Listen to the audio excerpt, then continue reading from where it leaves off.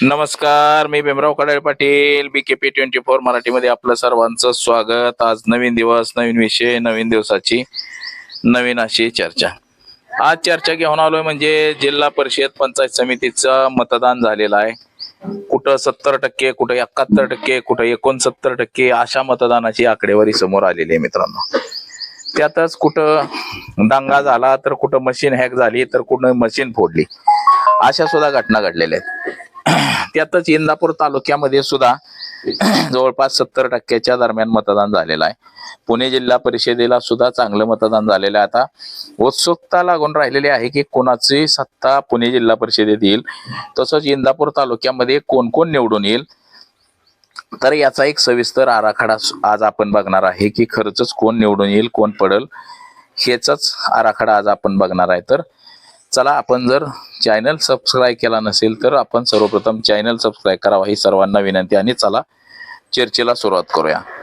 महाराष्ट्र राज्याच्या जिल्हा परिषद म्हणजे महाराष्ट्रामधल्या 12 जिल्हा परिषदा आणि 125 जिल्हा पंचायतींच्या निवडणुका जाहीर झाल्या. त्या निवडणुकांचं मतदान झालं काल. आता उद्या मोजणी आहे. त्या मोजणीची उत्सुकता मात्र आता सगळ्यांना लागून राहिलेली आहे. सकाळी 9 वाजल्यापासून मतमोजणीला सुरुवात होणार आहे. 9 वाजल्यापासून ते संध्याकाळपर्यंत सगळी मतमोजणी संपेल.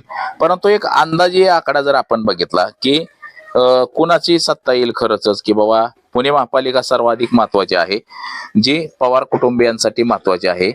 पुणे जिल्ह्यामध्ये ज्या 2 महानगरपालिका येतात, पुणे आणि पिंपरी चिंचवड महापालिका, या महापालिकेवरती भारतीय जनता पक्षाची एक हाती सत्ता आलेली आहे. ती सत्ता खेचून आणण्यासाठी अजित पवारांनी जीवाचं रान केलं, आटापिटा केला, परंतु अजित पवारांच्या ताब्यात जिल्हा परिषद जाताना आपल्याला दिसल्या नाही. त्यामुळं अजित पवार आणि शरद पवारांनी एकत्र येऊन पुणे महानगरपालिकेच्या सुद्धा निवडणुका लढवला. आणि त्या निवडणुका लढवत असताना सुद्धा बघा त्यामध्ये आता नेमकं काय होतंय, त्यांना यश येतंय का अपयश येतंय, हे याची सुद्धा आपण चाचपणी करणार आहे. तर एक माझा एक राजकीय अंदाज आहे. मी जे काम करत असतो त्या राजकीय अंदाजे मी एक सगळं सांगत असतो की इंदापूर तालुक्यामध्ये सुद्धा ज्या 8 जिल्हा परिषदेच्या जागा आहेत, पंचायत समितीच्या 16 जागा आहेत. पंचायत समिती ही राष्ट्रवादी काँग्रेसच्याच ताब्यात राहील, राष्ट्रवादी काँग्रेसचंच इथं प्राबल्य राहील, राष्ट्रवादी काँग्रेसचीच निवडून येतील असं आपल्याला दिसतंय एकंदरीत इंदापूर तालुक्याच्या मतदाराच्या आकडेवारीनुसार. तसंच आता पुणे जिल्ह्याची जर जिल्हा परिषद बघितली तर त्यातच पुणे ग्रामीण जर बघितला तर पुणे ग्रामीणला राष्ट्रवादी काँग्रेसचे जास्त सर्वाधिक आमदार आहेत. म्हणजे जसं आपण इंदापूरला बघितलं तर दत्तात्रय भरणे, बारामतीला अजित पवार, दौंडचा विरोधात येतोय, परंतु भोरचा शंकर मांडे हे राष्ट्रवादीचेच आहेत. मधला जर बघितला आपण तर शिवतारे हे शिवसेनेचे आहेत. वरलाकडे गेलो आता आपण तर मावळ सुद्धा राष्ट्रवादी काँग्रेसचा शेळके म्हणून आमदार आहे. त्याचबरोबर खाली जर गेलो, खेड मतदारसंघ असेल किंवा हे असेल कुठलं असेल, शिरोर असेल, ह्या सगळ्या ठिकाणी राष्ट्रवादी काँग्रेसचेच आमदार आहेत आणि दोन्ही गट हे राष्ट्रवादी काँग्रेसचेच आहेत. तर हे सगळं जरी असलं तरी भारतीय जनता पक्षानं मात्र या ठिकाणी तगडं आव्हान निर्माण केलेलं आहे. अजित पवारांचं निधन झालं, त्या निधनाची सहानुभूती राष्ट्रवादीला मिळाली का, तर ते सुद्धा महत्वाचं आहे. म्हणजे अजित पवारांची निधनाची सहानुभूती ही राष्ट्रवादी काँग्रेसला मिळाली असेल सुद्धा, परंतु या ठिकाणी भारतीय जनता पक्षानं सुद्धा वातावरण जे टाईट केलेलं होतं आणि भाजपनं सुद्धा तगडी अशी फाईट दिलेली आहे. तर पुणे जिल्हा परिषदेचं जर बलाबल बघितलं तर हे 73 जिल्हा परिषद सदस्य हे पुणे जिल्हा परिषदेला आहेत.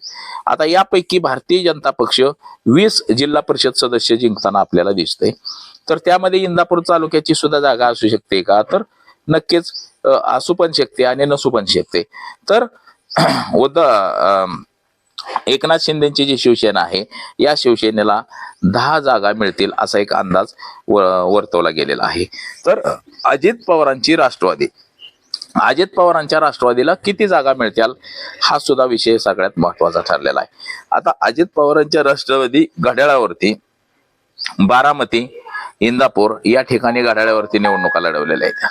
तर काही ठिकाणी तुतारीवरती सुद्धा निवडणुका लढवलेल्या आहेत. जिथं तुतारीचा आमदार आहे तिथं तुतारीवरती निवडणुका लढवल्या गेलेल्या आहेत. म्हणजे जसं आंबेगाव मध्ये दिलीप वळसे पाटील आहेत तर तिथं तुतारीवरती निवडणुका लढवल्या गेलेल्या आहेत.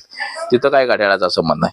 म्हणजे घड्याळावरती पुणे जिल्हा परिषदेला 30 पर्यंत जागा निवडून येतील, त्याच्यावरती सुद्धा वाढतील. 30 जागा कमीत कमी ह्या पुणे जिल्हा परिषदेमध्ये अजित पवारांच्या राष्ट्रवादीला मिळतील. आणि शरद पवारांची राष्ट्रवादी जी आहे या शरद पवारांच्या राष्ट्रवादीला मात्र 10 जागा मिळतील असं सुद्धा आपल्याला एकंदर दिसतं. म्हणजे 30 आणि 10 40 जागा ह्या दोन्ही राष्ट्रवादीला मिळून मिळतील. त्याच्यापेक्षा अधिक सुद्धा वाढू शकते 1-2 जागा, पण कमीत कमी 40 जागा तर त्यांना मिळतील असं दिसते. आणि जिल्हा परिषदेचा अध्यक्ष हा राष्ट्रवादी काँग्रेसचा होईल. त्यानंतर बघा उद्धव ठाकरेंची ठाकरे सेना आहे. ठाकरे सेनेला सुद्धा 2-3 जागा 2 जागा कमीत कमी मिळतील. आणि काँग्रेसला सुद्धा 1 जागा. इथलं पक्षीय बलाबल म्हणजे कोणाला किती जागा निवडून येतील.